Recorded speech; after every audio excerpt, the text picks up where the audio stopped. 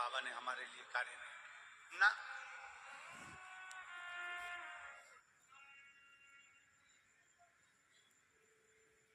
जितने इस पवित्र पावन प्रांगण के अंदर बैठकर, इस फरीदाबाद की पवित्र भूमि पर बैठकर शिव महापुराण की कथा का लाभ ले रहे हैं, जितने भगवान शंकर की कथा का रसतत्व ग्रहण कर रहे हैं, भगवान शिव की कथा को सुन रहे हैं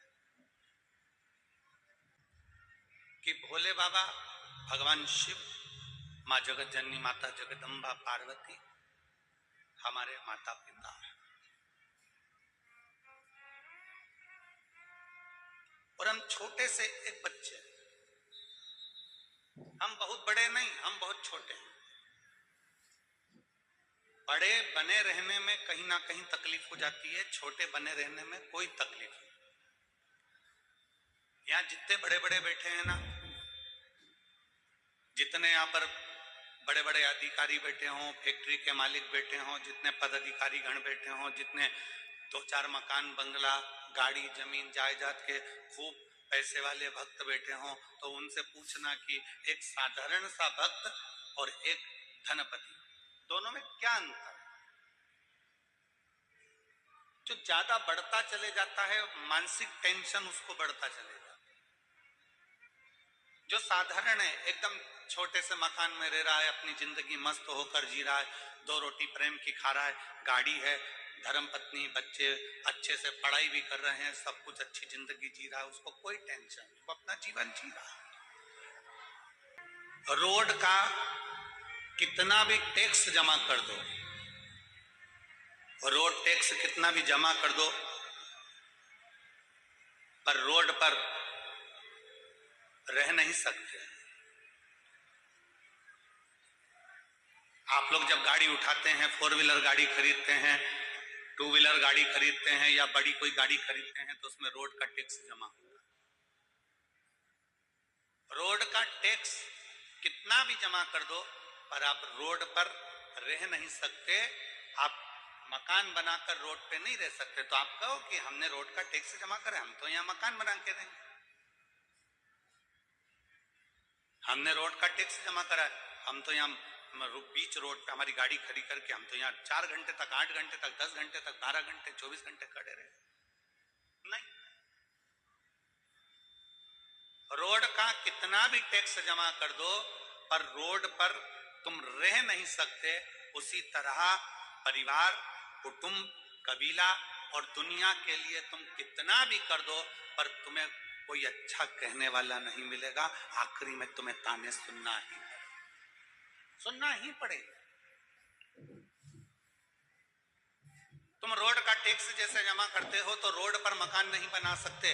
रोड का टैक्स जमा करते हो तो रोड पर तुम रह नहीं सकते। रोड का टैक्स जमा करते हो तो रोड पर तुम अपनी गाड़ी 24 घंटा 36 घंटा खड़े नहीं कर सकते। रोड का भले तुम टैक्स जमा कर दो, पर रोड पर तुम मकान बनाकर नहीं रह सकते, रोड पर तुम रह नहीं सकते। उसी तरह संसार के लिए, परिवार के लिए, कुटुंब के लिए, बेटों के लिए, बेटी के लिए, भाई के लिए, बंधु के लिए, सखा के लिए, बहन के लिए, रिश्तों के लिए, नातों के लिए, परिवार के लिए तुम कितना भी करना, अपनों के लिए कितना भी कर लेना, चाहे पराये के लिए कितना भी कर लेना, पर तुम्हारे लिए कोई अच्छा नहीं कहेगा। तुम इस विचार को छोड़ दो, तुम इस मन से ये विचार निकाल दो कि कोई तुम्हारे लिए अच्छा कहे। पर शिव महापुराण की कथा कहती है, रोड का टैक्स जमा करो पर रोड पर मकान नहीं बना सकते हैं। दुनिया के लिए कितना भी कर लो, पर अपशब्द सुनने को ही मिलता है। और शिव महापुराण की कथा कहती है कि शंकर को अगर तुमने भूल से भी 1 लोटा अगर जल समर्पित करा है, तुम्हारे मरने से पहले, मरने के बाद की गारंटी तो हम भी नहीं देते और ना हमारा शिव पुराण देता है। यहां तो जीते जी की गारंटी।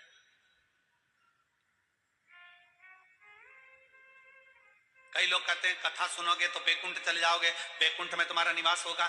हमने अपनी व्यासपीठ से आज तक नहीं कहा कि तुम बैकुंठ जाओगे कि नरक जाओगे, क्योंकि हम खुद भी जाकर देख के नहीं आए, तो तुमको काय को बोले कि तुम बैकुंठ जाओगे कि नरक जाओगे। और जो तुमसे कहे कि बैकुंठ जाओगे कि नरक जाओगे चर्चा करे, तो तुम उनसे कह देना महाराज जी घूम कर आए हो क्या, ऊपर देख कर आए हो क्या, जो गया वो कैसे बता सकता है कि बैकुंठ गया कि नरक गया। तो बैकुंठ और नरक की चर्चा वेद व्यास जी ने शिव महापुराण में नहीं करी। बैकुंठ और नरक की चर्चा मेरे वेद व्यास जी वर्णन नहीं करते। मेरे वेद व्यास बाबा शिव महापुराण के 24,000 श्लोक में 12 खंड में इन संहिताओं के अंतर्गत, इन लीलाओं के अंतर्गत भगवान शंकर की गणना कर कर कहते हैं कि पूरा स्वर्ग और पूरी नरक इसी पृथ्वी पर है। बस आप शिव महापुराण की कथा कहती है, जब एक लोटा जल हम देवाधिदेव महादेव को समर्पित करते हैं, शंकर जी को जल चढ़ाते हैं, तो तुम्हारा चढ़ाया गया जल तुम्हारे मरने पर क्या देगा, इसका वर्णन शिव पुराण नहीं करती। पर शिव पुराण कहती है कि तुम्हारा अगर एक लोटा जल तुम महादेव को चढ़ा रहे हो, तो यह पक्का है कि तुम्हारे मरने से पहले वो जल तुम्हारा कल जरूर बदलेगा, ये निश्चितता है।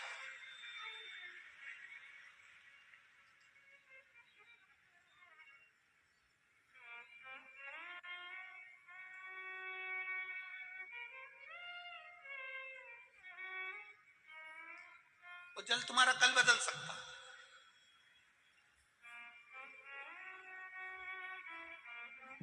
आपने शिव जी को जल चढ़ाया है, वो चढ़ाया गया जल तुम्हें फल दे सकता।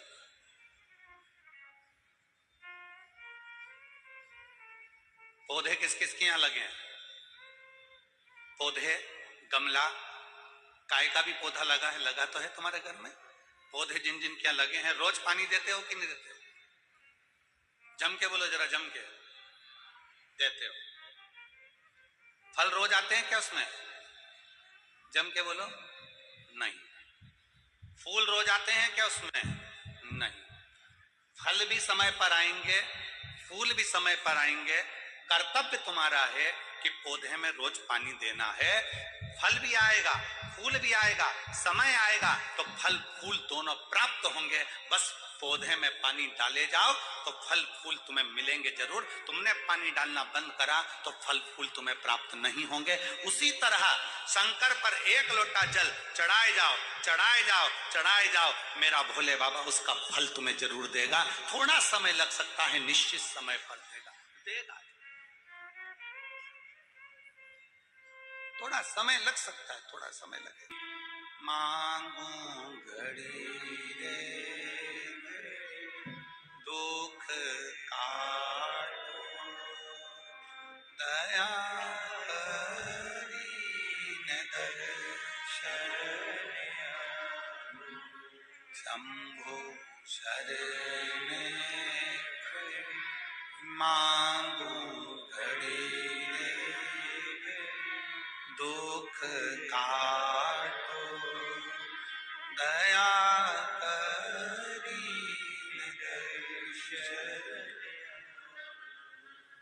थोड़ा समय लग सकता है। जल चढ़ाते जाओ, पौधे में जल डाले जाओ, वृक्ष के नीचे पानी चढ़ाए जाओ, फल आएगा।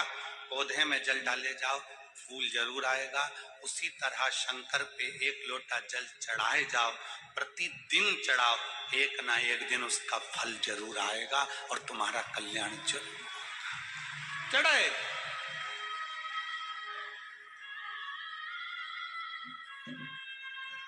कोई जल्दी बनता है, कोई लेट बनता है। शंकर को जल चढ़ाने वाला एक दिन सेठ जरूर बन। थोड़ा समय लग सकता है, थोड़ा थोड़ा आगे। अपने आप को जिस दिन कमजोर समझना चालू कर लें तो समझ लेना कि आप पापी हो। हम अपने आप को कमजोर क्यों समझे? घर में कई बुजुर्ग माताएं ऐसी रहती हैं, कई बुजुर्ग पिता ऐसे रहते हैं, कई भाई, मेरी जीजियां, मेरे जीजा लोग ऐसे रहते हैं, कई बेटी बेटा ऐसे रहते हैं जो कहते हैं अब तो हमारा समय आ गया, अब हमारे बस का कुछ नहीं। मतलब अपने आप को तुम कमजोर समझ रहे हो।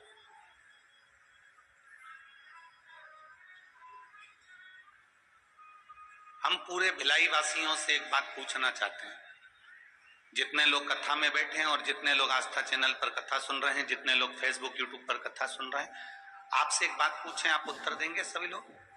बोलो, जम के बोलो जरा, पक्का?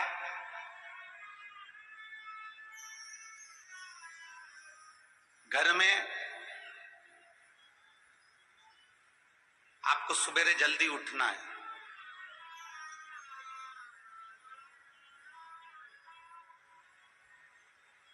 कहीं जाना है, कोई कार्य करना है, आपको जल्दी उठना है, तो आपने अलार्म लगाया,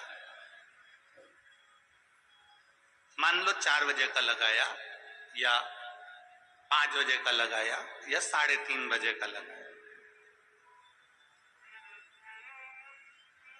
आप जितनी देर का, जितने समय का अलार्म लगाते हैं, जितने लोग यहां बैठे हुए हैं, दिल से बोलना कि तुमने 3:30 का अलार्म लगाया, तुमने 4 बजे का अलार्म लगाया, पर सत्य बताओ, अलार्म तो बाद में बजता है, पहले आपकी नींद खुल जाती है। बोलो सही है कि गलत है? जैसे आपने सोचा कि मुझे 4 बजे का अलार्म लगाया है, मैंने 4 बजे का घड़ी लगाई है, 4 बजे का क्लॉक वॉच लगाया है कि बस इतनी बजे वो 4 बजे बजेगा, टुक टुक टुक टुक टुक टुक टुक टुक टुक टुक टुक टुक बजता रहेगा। कितनी बजे बजेगा वो? बोलो बोलो जम के, 4 बजे। अब अलार्म तुमने 4 बजे का लगाया, उठ गए तुम 3:30 पे, नींद बार बार खुल रही है, घड़ी देख रही, 4 तो नहीं बज गई, फिर थोड़ी देर सो गई, फिर नींद खुली, 3:30 बज गई, फिर नींद खुली, 3:45 हो गया, अभी 10 मिनट और सो लेती हूँ, फिर 4 बजे। अलार्म तो बाद में बजा है, उससे पहले तुम्हारी नींद खुल चुकी है। बोलो मेरी छत्तीसगढ़ की चीजें सही है कि गलत है? अब तुमने अलार्म भर लिया 4 बजे का, 4 बजे का, 4 बजे का, 4 बजे का, और उठ कितनी बजे रहे हो? 3:30, 3:45, 3:30, 3:45, अलार्म भरा 5 बजे का, उठ कितनी बजे रहे हो? तो उठने का समय तुम्हारा जल्दी हो गया।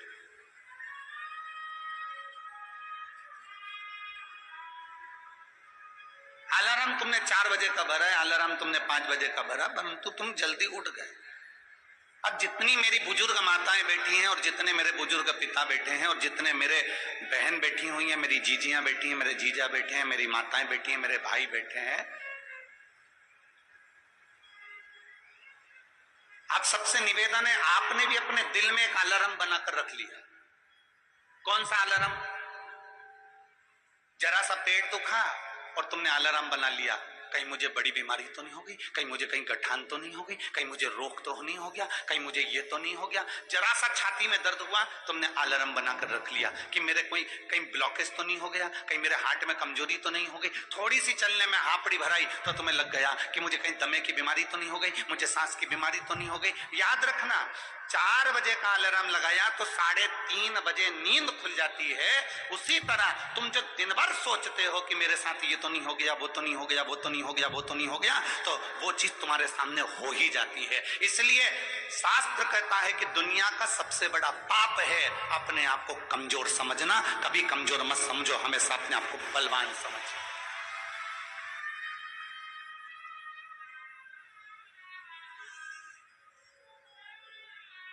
पेट दुखा, तुरंत तुमने सोच लिया कि कोई मेरे पेट में तकलीफ हो गई। छाती दुखी, मेरे को तकलीफ हो गई। सिर दुखा, मेरे को तकलीफ हो गई। आंखों में प्रॉब्लम हो गई, हो सकता है प्रकृति है, चलता रहता है, कभी अच्छा आता है, कभी बुरा आता है। कोई जरूरी नहीं है कि सारे रोग तुमको ही हो जाएंगे, सारी बीमारी तुमको ही हो जाएगी, पर तुमने सोच लिया। जांच कराने जा रही हो ना, तो सबसे पहले सोच के जा रही हो, मुझे ऐसा लग रहा है कि कहीं बड़ी बीमारी के चांस ना हो जाए। मतलब तुमने वो घड़ी भर ली है, तुमने वो अलार्म भर लिया।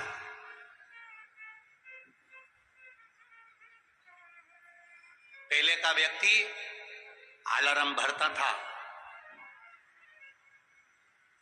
पहले का व्यक्ति अलार्म भरता था 100 साल का, 100 साल तक जिंदा रहूंगा, 100 साल का अलार्म भरकर बैठता था कि मैं 100 साल तक जीऊंगा। खूब खाता पीता मौज करता, जाता खेत में काम करता, अपनी फसल लगाता, अपने काम में लगा रहता, अपना गाय बैल भैंस जो भी ये पालना पालता। उसने अलार्म लगाया कि मैं 100 साल तक जीऊंगा, तो कम से कम वो 95 साल तक, 90 साल तक, 98 साल तक, 97 साल तक जीवित रहता था। आज का व्यक्ति 60 साल में अंदाजा लगा लेता है कि अब तो मेरे शरीर से नहीं बन रहा, अब तो मेरे को जाना है, तो मालूम पड़े 55 में ही अटैक आता है और निपट जाता है। तुमने अलार्म लगा लिया।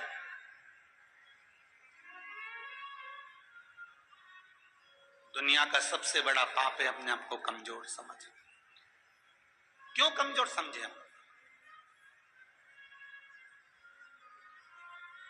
आप अपने आप को इतना प्रबल समझिए, आप अपने आप को इतना बोल्ड समझिए कि आपको लगे अगर छोटी मोटी बीमारी आ भी गई तो मैं निपट लूंगी, मैं निपट लूंगा। बोल बम का नारा है, आ गई अगर थोड़ी बहुत तकलीफ आई, थोड़ी बहुत अगर कष्ट आया तो है बाबा बेटा, मेहनत करेंगे, परिश्रम करेंगे, देखा जाए। और शंभु शरणे मांगू घड़ी रे घड़ी, दुख काटो दया करीने दर्शन। शंभु शरणे मांगू घड़ी रे घड़ी, दुख काटो दया करीने दर्शन। आप कमजोर क्यों समझे? आप हिम्मत क्यों हारे?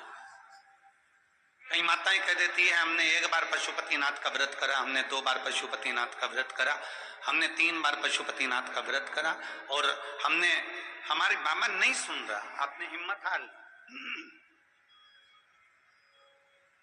आप अपने आप को हिम्मत हार गए। एक पत्र है,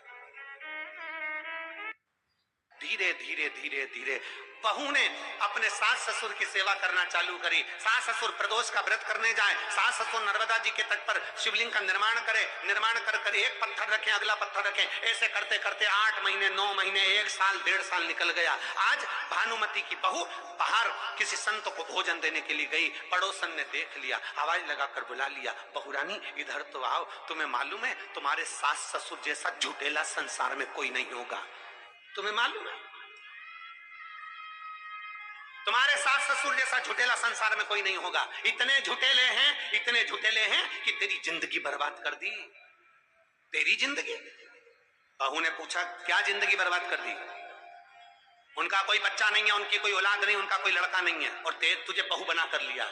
भानुमति की बहू ने कहा ऐसा नहीं हो सकता। अब तो उसके दिमाग में धीरे धीरे स्लो पॉइजन जाने लगा। उसको लगने लगा कि हो सकता है दिख नहीं रहे, 1 साल हो गया, 1.5 साल हो गया। अब तो बहू ने सास का सेवा करना बंद कर दी। ना चाय बनाए, ना दूध बनाए, ना भोजन बनाए, ना सेवा करे, ना चाकरी करे, कुछ ना करे। अब तो अपमान करे सास ससुर का। इतने में ससुर नारायण ने अपनी पत्नी से कहा चिंता मत कर, तू बाबा पर सब छोड़ दे, सब अच्छा करेगा, क्यों चिंता करती। एक दिन पड़ोसन ने बहू को फिर बुला कर कह दिया, अरे तेरे सेठ के पास में, ससुर के पास में बहुत सारा माल है, चाबी ले ले उससे। बहू ने जिद कर चाबी मांग ली। सास चाबी नहीं दे रही थी। नारायण ने अपनी पत्नी से कहा बिमला चाबी दे इसको। बिमला ने चाबी दे दी। अब तो बहू पूछती नहीं। प्रदोष का दिन आ गया, नर्मदा जी के घाट पर चल दिए, उठे पति पत्नी दोनों। एक कमरा ऐसा था जो नारायण ने मना कर दिया था, इस कमरे को मत खोलना, इसकी चाबी बस केवल हम खोलते हैं और प्रदोष की प्रदोष खोलते हैं, इसको मत खोलना। पर बहू तो जिद्दी थी, जिद्दी। जैसे ही सास ससुर निकलने चालू हुए, प्रदोष के लिए सास ससुर निकलना चालू हुए, और आज सास ससुर भूल गए कि नर्मदा जी के तट से में जो कंकर लेकर जाता था, जो रखता था, अगला कंकर लाता था, आज वो कंकर को छोड़कर चले गए, भूल गए, सुध नहीं रही, क्योंकि बहू इतना टेंशन दे रही थी कि वो सुध में भूलकर दोनों चल दिए, दोनों नर्मदा जी के घाट पहुंच गए। बहू ने आज वो ताला खोल लिया, खोला तो बहू ने क्या देखा कि एक लड़का युवान, बड़ा सुंदर और भगवान शंकर का अभिषेक कर रहा है। भगवान शिव का अभिषेक कर रहा है, शिव का अभिषेक। पत्नी खुश हो गई, पूछ लिया तुम कौन हो? कहा मैं सेठ जी का बेटा काशी रहता था और आज ही आया हूं, तो माता पिता मुझे बंद कर कर चले गए थे कि तू सेवा करना, हम प्रदोष कर कर आते हैं सेवा। पत्नी की आंख से आंसू बहने लगा, मैंने अपने सास ससुर की बात नहीं मानी। पड़ोसन कहती थी कि उनकी तो औलाद नहीं है, फिर ये औलाद कैसे हो गई।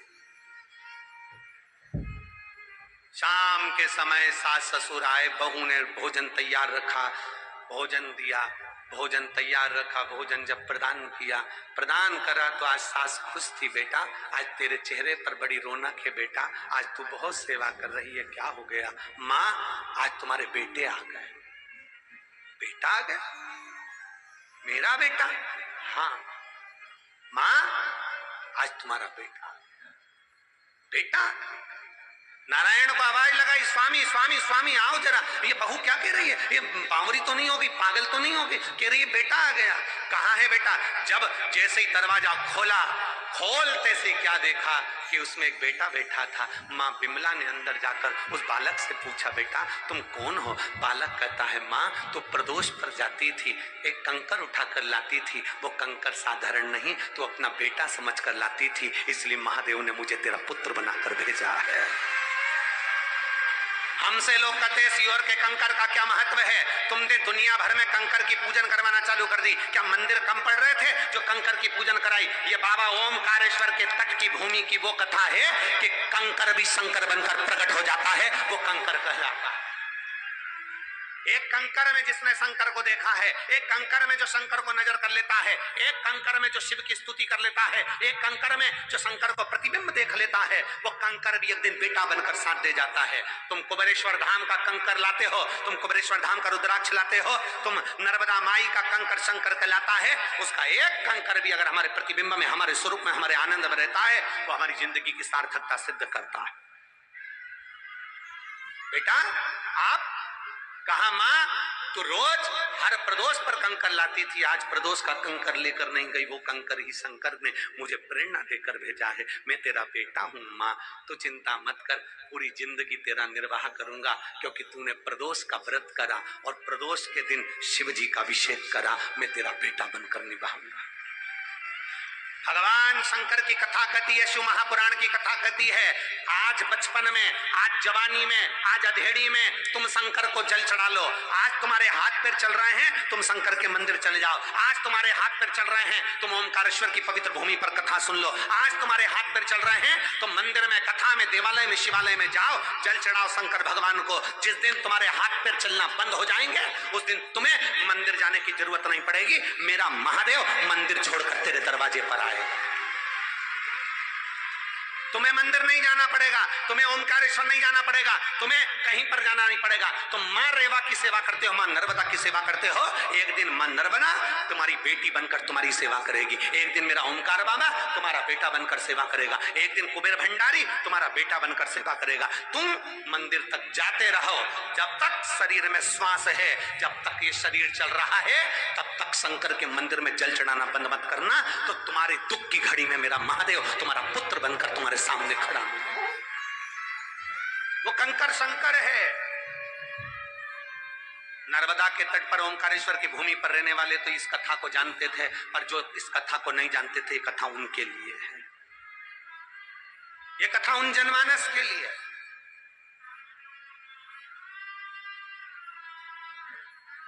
एक आपका भरोसा, एक आपका विश्वास, एक आपकी दृढ़ता, एक आपकी लगन भगवान शंकर के प्रति जितनी तुम्हारी लगन होती है, भगवान शिव के प्रति जितना तुम्हारा प्रेम होता है, भगवान शिव के प्रति जितनी तुम्हारी लगन होती है, शिव उतने तुम्हारे करीब में आते। शंकर क्या है? कोई तुमसे पूछे शंकर की परिभाषा बताओ, शिव की परिभाषा बताओ, शंकर की परिभाषा बताओ, उनको परिभाषा बता देना कि शंकर विश्वास है। तू विश्वास रखकर शिव के मंदिर जाएगा तो तुझे 20 साल में भी औलाद हो सकती है। तू शंकर के मंदिर जाएगा तो मेरा महादेव सारे दुख मिटा सकता है।